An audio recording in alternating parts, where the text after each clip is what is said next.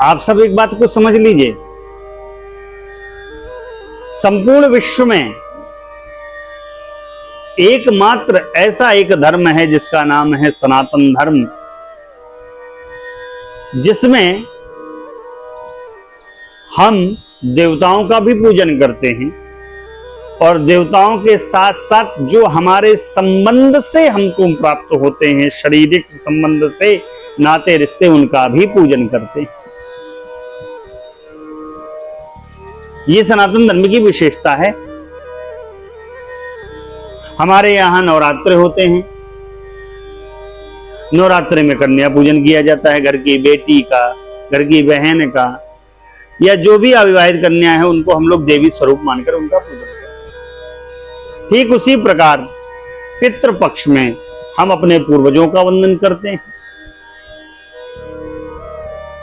पितृपक्ष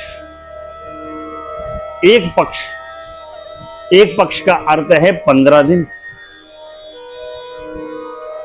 भादो मास के 15 दिन जो आने वाले हैं, आगामी 7 सितंबर से पितृपक्ष का आगमन हो रहा है। 7 से 21 सितंबर तक पितृपक्ष का पावन शुभ अवसर है। ये पितृपक्ष है क्या? सनातन धर्म की ऐसी व्यवस्था है। सनातन धर्म में 15 दिन पितरों के लिए दिया गया। पितर यानी हमारे पूर्वज, हमारे माता पिता या उनके माता पिता, जो जिस कुल में हमने जन्म लिया, उसके श्रेष्ठ जो अपनी यात्रा को पूरी कर भगवान के धाम चले गए और हमारे पितर बन गए। और इन 15 दिनों में पितरों के निमित्तार्थ पूजन करके, भजन करके, सत्संग करके, दान करके, कथा कीर्तन करके, गरीब असहायों को मदद करके, भोजन करा के, विभिन्न प्रकार के उपकर्मों का वर्णन करके हम पितरों को प्रसन्न करते हैं। और माई बाप, जिसके पितर जीव से प्रसन्न होते हैं, उस जीव के जीवन में कोई दुख नहीं आता, कोई अशांति नहीं होती, कोई कलेश नहीं होता, कोई समस्या नहीं होती। आपने कई बार लोगों के मुख से सुना होगा, पितर परेशान कर रहे हैं, पितृ दोष लगा है। पितरों के निमित्तार्थ कार्य को वर्णन नहीं किया गया। गुरुदेव वशिष्ठ भैया भरत से कहते हैं, भैया सोची गृही जो मोह बस, करई करम पथ त्याग। हे भैया, उस गृहस्थी का सोच करने योग्य है जो माया में फंसकर, मोह में फंसकर अपने कर्म पथ का त्याग कर देता है। ये कर्म पथ क्या है? गृहस्थी का कौन सा कर्म पथ है? तो माई बाप, जो जीव गृहस्थ धर्म का अनुबंध लिए हैं, परिपालन करते हैं, उन जीव को 3 ऋणों से मुक्त होने का प्रयास करना चाहिए। ये 3 ऋण कौन कौन से हैं? पहला ऋण है देव ऋण। पहला ऋण देव ऋण है गुरु जी। दूसरा ऋण है ऋषि ऋण और तीसरा ऋण है पितृ ऋण। देव ऋण क्या है? देव ऋण से मुक्त कैसे हुआ जाता है? हम अपने जीवन में निरंतर देवताओं के निमित्तार्थ भजन, कथा, कीर्तन, सत्संग, हवन इत्यादि का वर्णन करें। हमारे इस प्रकार के उपकर्म से, इस प्रकार के संयम से, इस प्रकार के कर्म से देवता हम पर प्रसन्न होते हैं। और जब देवता प्रसन्न होते हैं तो हम पर आशीर्वाद की वृष्टि करते हैं। देवताओं को प्रसन्न करने के निमित्तार्थ किए गए कर्म से हम देव ऋण से मुक्त हो जाते हैं। ऋषि ऋण बड़ा अद्भुत है। ऋषि ऋण महापुरुषों के द्वारा बताए गए मार्ग पर चलकर, संत महंत महापुरुषों का सेवन, यजन, भजन करके, उनकी वाक्यों को मानकर या उनके द्वारा लिखी गई सदग्रंथों को, उनके द्वारा लिखे गए पाठ्य को पढ़कर, उनका अनुसरण करके, अनुकरण करके, जीवन में उतार कर हम महापुरुषों के, ऋषियों के ऋण से मुक्त हो जाते हैं। तीसरा ऋण है पितृ ऋण। पितृ ऋण क्या है? देखिए, हमारे यहां कहा जाता है मातृदेवो भव, पितृदेवो भव। माता पिता कोई साधारण नहीं है, माता पिता देवता ही हैं। संसार का नियम है, जो आया है सो जाएगा। हम आप आए सो जाएंगे, हमारे माता पिता आए सो जाएंगे, एक दिन सबको ही जाना है, कोई रुकने वाला यहाँ पर नहीं है। माता पिता जाएं और जाने के बाद हम उनके निमित्तार्थ कुछ कर्म करें, उनको प्रसन्न करें। इसलिए जब तक वह जीवित हैं ऐसे कर्म का वर्णन करो कि आपके कर्म को देखकर माता पिता आनंद की अनुभूति करें, वो प्रसन्न हो। मरने के बाद तो सब अपने माता पिता की सेवा करते हैं, लेकिन जीते जी माता पिता की सेवा कोई नहीं करता है। और जिस जीव ने जीते जी माँ बाप की सेवा की है, उसने अपने जीवन के यथार्थ लाभ को जिया।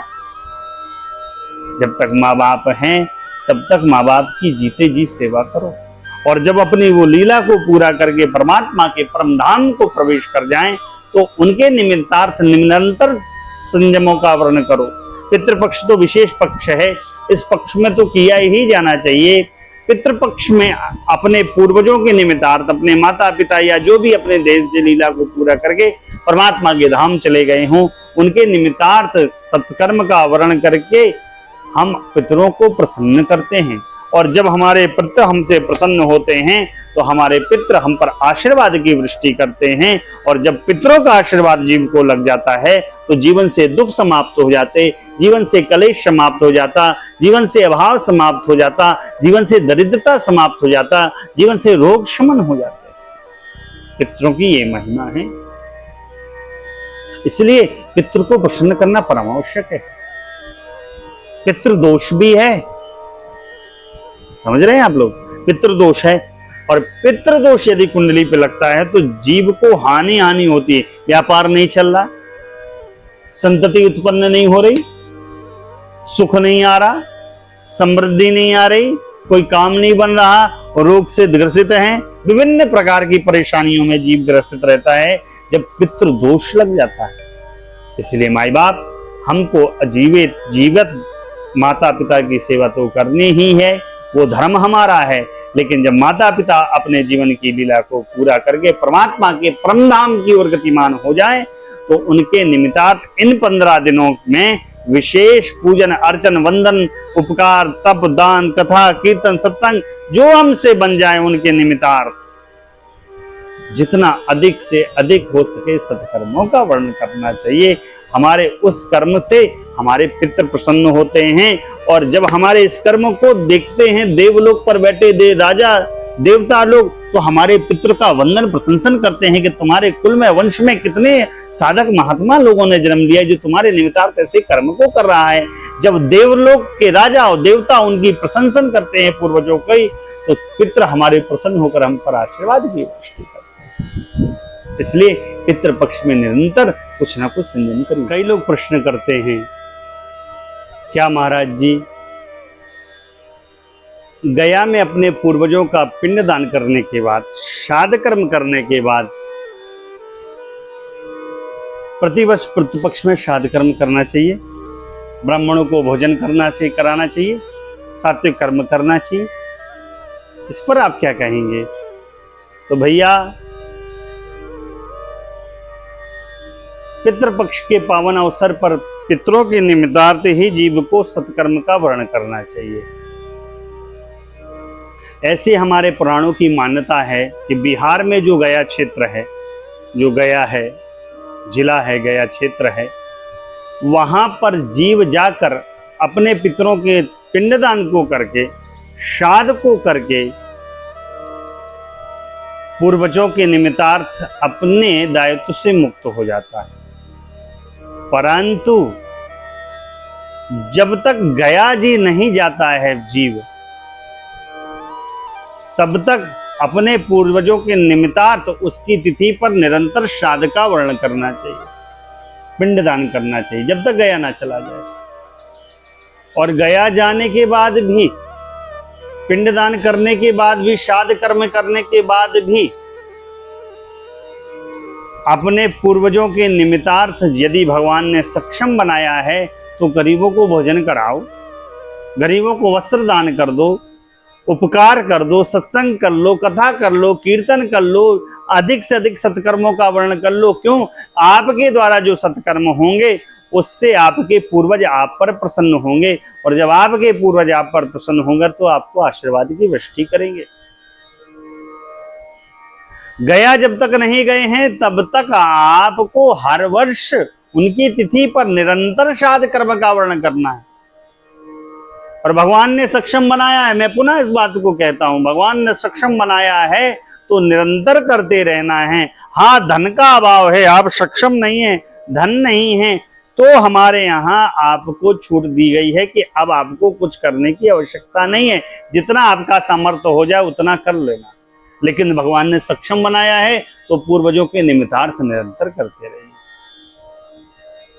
एक प्रश्न भी कई बार आता है सामने, और बार बार लोग इसके बारे में जानना चाहते हैं कि महाराज जी, क्या तर्पण भी करना चाहिए पितरों को? पिंडदान गया जी में कराए, श्राद्ध कराए, तब भी पितरों को तर्पण करना चाहिए? अरे, पितरों को तर्पण 365 दिन एक साल में होते हैं, 365 दिन करना चाहिए। तीर्थ में जाइए, किसी पुनीत नदी में स्नान करिए, तर्पण करिए। वाल्मीकि जी राम जी से क्या कहते हैं? राम जी, तर्पण होम करहि विधि नाना, बेप्र जीवाई देहि बहुदाना। राम जी, जो जीव निरंतर तर्पण करता है, होम करता है, कथा कीर्तन का वर्णन करता है, ब्राह्मणों को अपने घर खिलाता पिलाता है और दान देता है, तो तर्पण एक ऐसी विधि है जो पितरों के निमित्तार्थ निरंतर होना चाहिए। इसलिए भैया हो, पितृपक्ष के पावन अवसर पर, पितृपक्ष के इस पुनीत अवसर पर जितना अधिक से अधिक आपका से हो जाए, अपने पूर्वजों के निमित्तार्थ अपने सही कर्मों का वर्णन करिए। कथा कीर्तन, सत्संग, दान, परोपकार, भोजन, जो भी आपसे बने वो आप करिए। क्यों? आपके द्वारा किए गए सत्कर्म को देखेंगे आपके पूर्वज, और जब पूर्वज आपके सत्कर्मों से आप पे प्रसन्न होंगे तो आप पर आशीर्वाद की वृष्टि करेंगे, और पूर्वज की आशीर्वाद की वृष्टि के परिणाम स्वरूप आपके जीवन में दुख नहीं होगा, आपके जीवन में अभाव नहीं होगा, आपके जीवन में कष्ट नहीं होगा। इसलिए इस अवसर को गवाइए मत, इस अवसर का लाभ दोनों हाथ से उठाइए।